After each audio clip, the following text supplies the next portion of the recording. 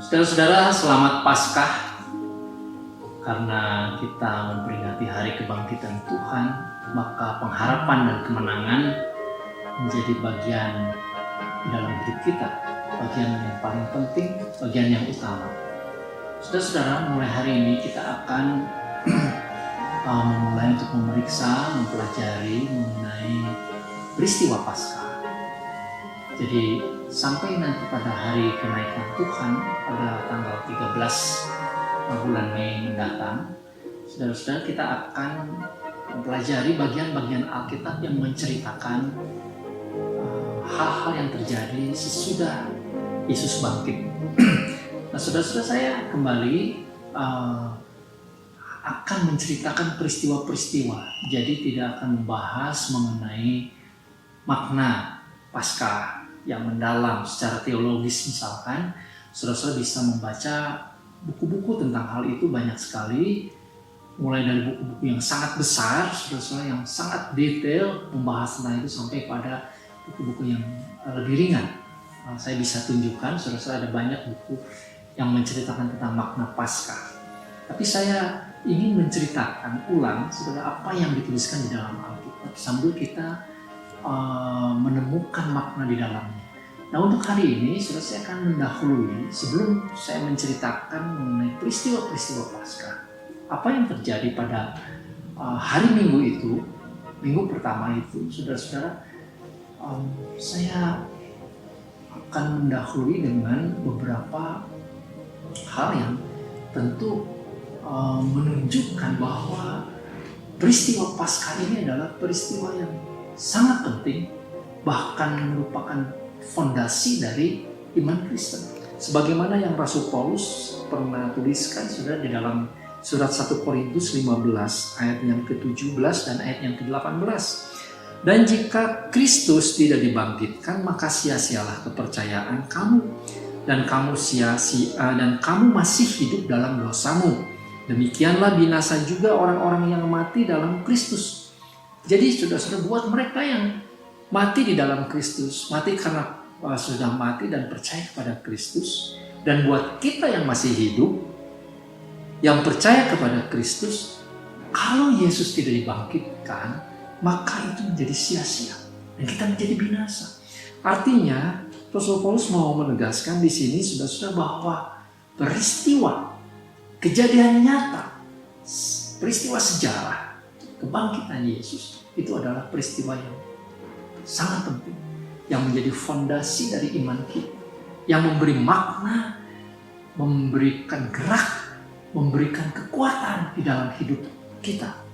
Karena itu sudah banyak orang yang tidak percaya kepada Tuhan Yesus mencoba untuk memberikan argumentasi, memberikan pernyataan-pernyataan untuk menyatakan bahwa Yesus tidak bangkit. Saudara, seperti kalau kita misalkan menyerang seorang di dalam perkelahian, orang itu begitu kuat, maka sebetulnya yang kalau saudara tahu titik lemahnya atau hal yang paling penting pada diri orang itu, yang menjadi sumber kekuatannya itu bisa dikalahkan, maka orang itu akan kalah. Kan begitu, saudara. Banyak orang yang tidak percaya kepada Tuhan Yesus, bahkan yang mempunyai sikap benci, sikap melawan kepada iman Kristen, saudara, mereka melihat bahwa pusat dari iman Kristen adalah salib Kristus dan kebangkitan. Maka jika argumentasi, jika hal-hal yang diungkapkan tentang kebangkitan itu bisa dipatahkan, maka sebetulnya hancurlah seluruh fondasi iman Kristen, dan memang demikian. Nah, saudara-saudara, di dalam perjalanan kekristenan dari abad ke abad, banyak orang yang mencoba melakukan itu. Ada beberapa hal, saudara-saudara, yang menjadi pertanyaan atau meragukan tentang kebangkitan Yesus. Hal yang pertama, saudara-saudara, yang saya sering mendengar adalah begini: Yesus tidak dibangkitkan karena Yesus tidak mati. Jadi, saudara-saudara, bagaimana kita mengatakan Yesus bangkit? Karena Yesus tidak mati disalibkan. Tetapi yang mati disalibkan itu orang lain yang diserupakan, entah itu Yudas, entah itu siapa, orang lain. Nah, saudara-saudara, Pendapat ini banyak beredar dari sejak dulu, sehingga saudara-saudara, kalau memang Yesus tidak mati disalibkan tapi mati tua misalkan, ya entah di mana, maka tentu tidak ada kebangkitan. Saudara, apakah ini bisa kita terima? Nah, saudara-saudara, apakah mungkin Yesus yang disalibkan itu adalah Yesus yang lain, ada orang lain yang diserupakan?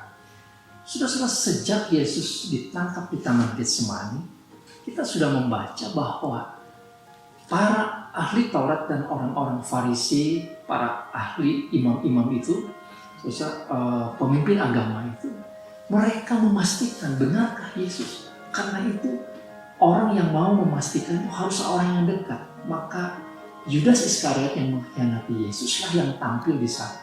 Itu sebetulnya sudah memberi indikasi tidak mungkin pribadi yang ditangkap itu orang lain. Yudas sangat mengenal Yesus, dan di dalam proses pengadilan sudah berulang kali diuji ya, oleh imam-imam, oleh Herodes, oleh Pilatus. Pilatus 2 kali mengadili Yesus. Setelah itu semua memastikan bahwa orang ini memang Yesus. Dan ketika Yesus disiksa dengan begitu mengerikan, dengan badannya yang luka-luka akibat cambukan, akibat mahkota duri dan lain sebagainya, sampai akhirnya dia dibawa di dalam perjalanan menuju salib itu. Sudah, bagaimana ada orang yang bisa menggantikan Yesus lalu kemudian digantikan dengan keadaan yang serupa? Nah, itu sesuatu yang tidak masuk akal. Kalau ada orang yang menggantikan, pasti dia tidak terluka. Bagaimana dia bisa menerima luka-luka yang sedemikian? Lalu dalam peristiwa salib, saya sudah sampaikan di waktu yang lalu, saudara-saudara, bahwa Yesus mengalami penderitaan, mengalami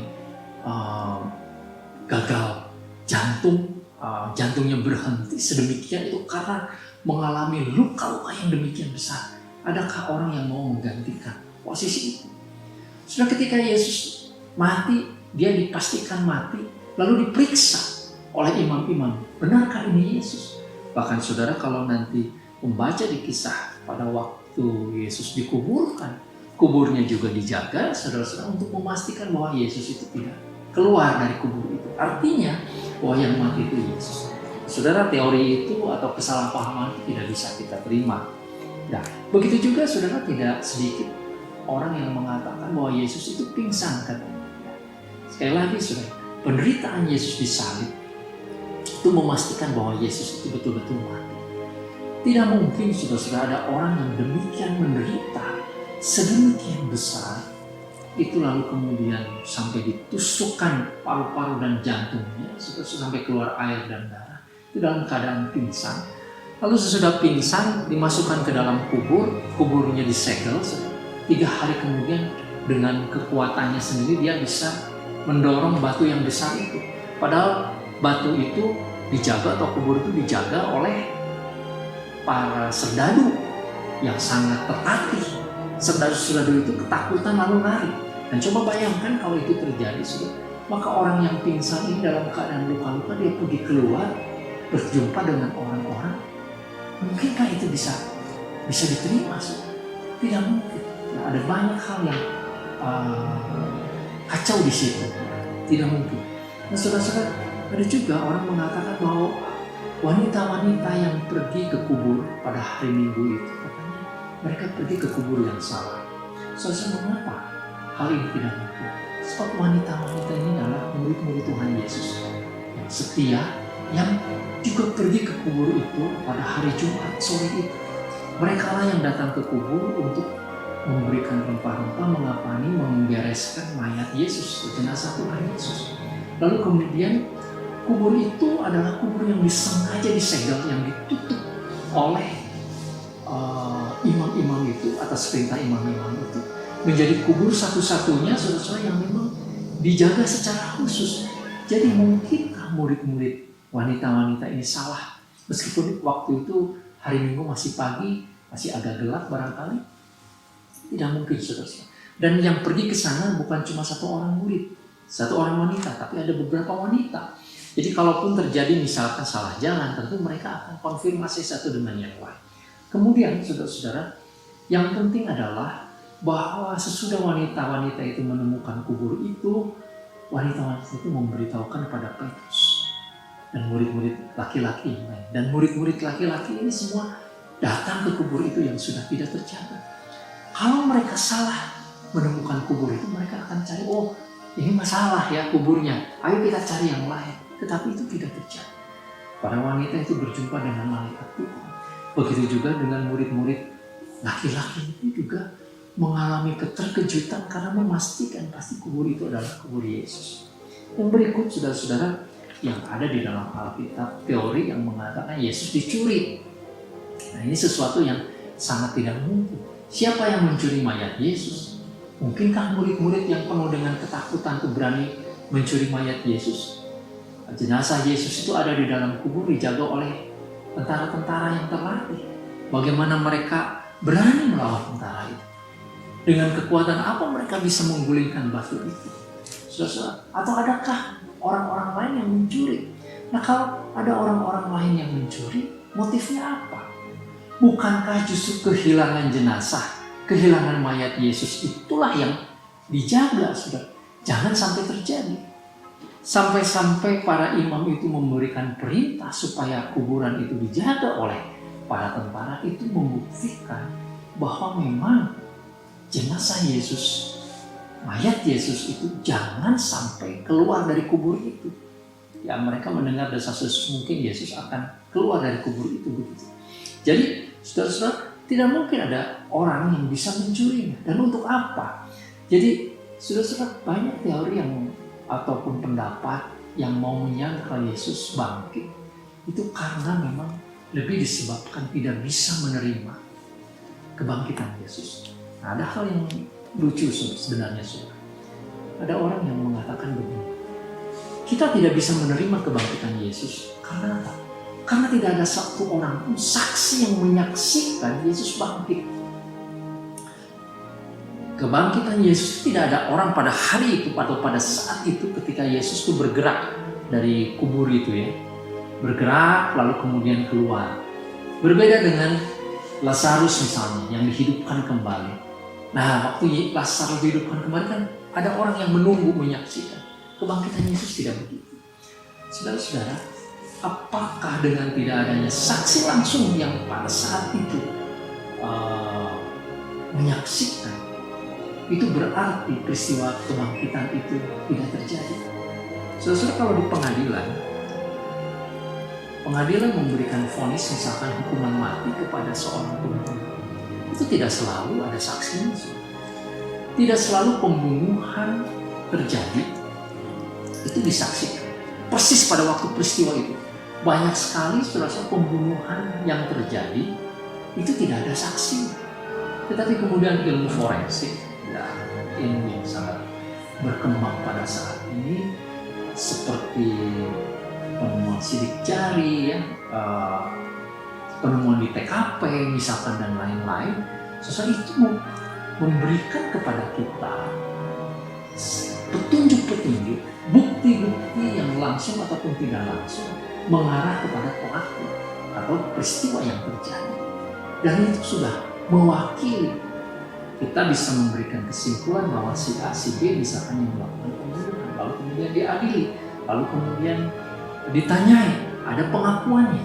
Nah, jadi saudara-saudara, kalau ada orang mengatakan tidak satu orang pun yang menyaksikan langsung, yang bisa menjadi saksi langsung, itu tidak menjadikan bahwa peristiwa kebangkitan itu tidak terjadi. Tidak, saudara-saudara, kalau memang tidak ada satu orang pun yang menyaksikan Yesus bangkit pada persis kebangkitan, itu tidak membuktikan bahwa peristiwa kebangkitan itu tidak terjadi. Karena jejak-jejak kebangkitan Yesus itu sangat nyata. Saudara, dan itulah yang nanti akan saya uraikan atau saya ceritakan dalam pertemuan-pertemuan berikut. Semacam sidik jari, semacam olah TKP. Kalau kita langsung masuk di dalam peristiwa kebangkitan itu sudah membuktikan saudara bahwa Yesus bangkit. Ada beberapa hal yang penting yang saya akan mendahului saudara-saudara, menceritakan secara umum. Ketika Yesus bangkit, ada kain lenan yang ada di sana, saudara-saudara. Kain lenan yang dipakai untuk membungkus mayat Yesus.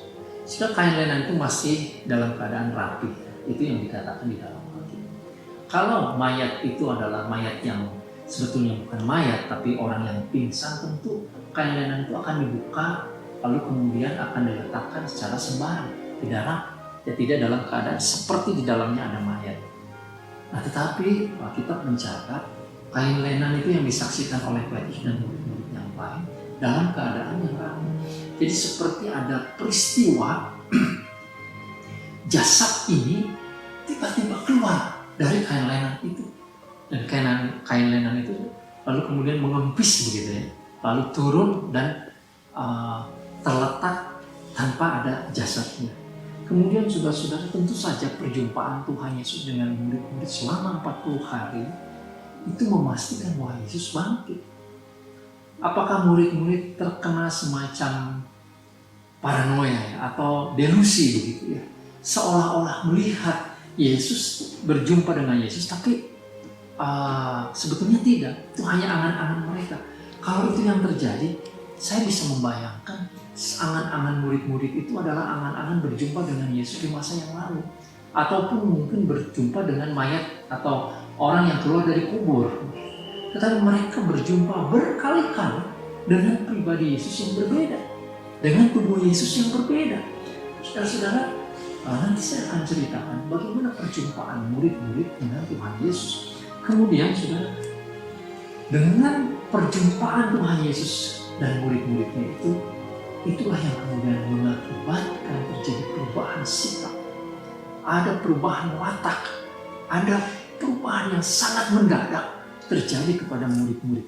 Murid-murid yang tadinya tidak percaya, yang ragu-ragu, yang penuh ketakutan, tapi pada hari Pentakosta kita membaca mereka menjadi murid-murid yang penuh dengan keberanian.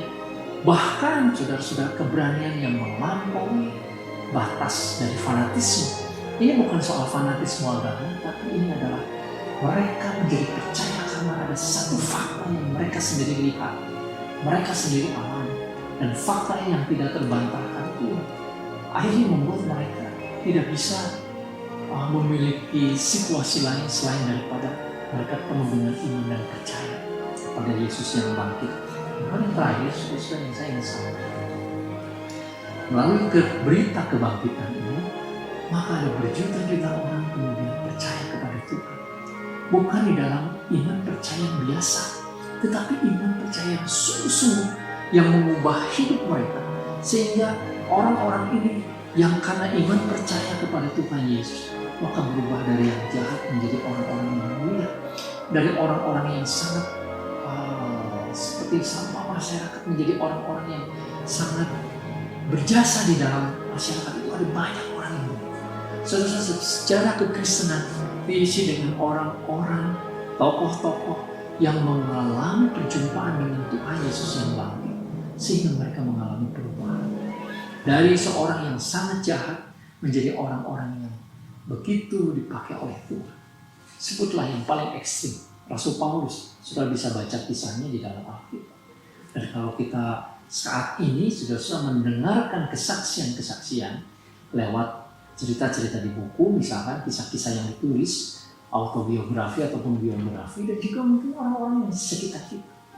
Bagaimana orang-orang yang dahulunya hidup di dalam kegelapan berubah sedemikian rupa, sudah karena percaya pada kuasa kebangkitan Tuhan Yesus. Mereka hidup dengan penuh keberkatan, penuh dengan kasih sayang. Jadi saudara-saudara, ini beberapa hal yang mendahului uraian pada saat yang mendatang. Kita akan seolah-olah masuk di dalam TKP itu untuk memeriksa bukti-bukti dari kebangkitan Yesus dan juga tentu menemukan makna di dalamnya. Yang saya ingin sampaikan sebetulnya intinya adalah bahwa Yesus bangkit sungguh-sungguh. Ini adalah peristiwa sejarah. Ini bukanlah semacam kita beriman kepada Yesus iman yang tidak ada di dalam sejarahnya. Tidak, tetapi ini adalah peristiwa sejarah yang nyata. Dan kita bisa buktikan melalui pemahaman Alkitab ini, melalui juga pemeriksaan kita terhadap saksi-saksi yang ada pada waktu itu, saudara, yang dituliskan di dalam Alkitab. Semoga saudara-saudara kebangkitan Tuhan Yesus, kemenangan di dalam Tuhan memberikan pengharapan juga di dalam hidup saudara. Amin. Tuhan memberkati. Mari kita berdoa. Bapa di surga, tolong kami sekali lagi supaya kami sungguh-sungguh mengerti, kami sungguh-sungguh dibangunkan, kami sungguh-sungguh diingatkan bahwa Tuhan Yesus yang bangkit untuk memberikan kemenangan dan pengharapan. Sehingga apapun yang terjadi dalam hidup kami, kami tetap percaya bahwa kemenangan, pengharapan di dalam Tuhan, itulah yang menjadi bagian dalam hidup kami. Kalau segenap saudara-saudara yang mengikuti PA ini yang mungkin sedang menghadapi pergumulan dalam hidup mereka, ialah mereka juga boleh percaya kepada Tuhan Yesus yang bangkit, sehingga boleh kembali dibangkitkan di dalam kerohanian dan di dalam menjalani kehidupan yang berat ini. Terima kasih Bapa, dalam nama Tuhan Yesus kami berdoa. Amin. Tuhan Yesus memberkati.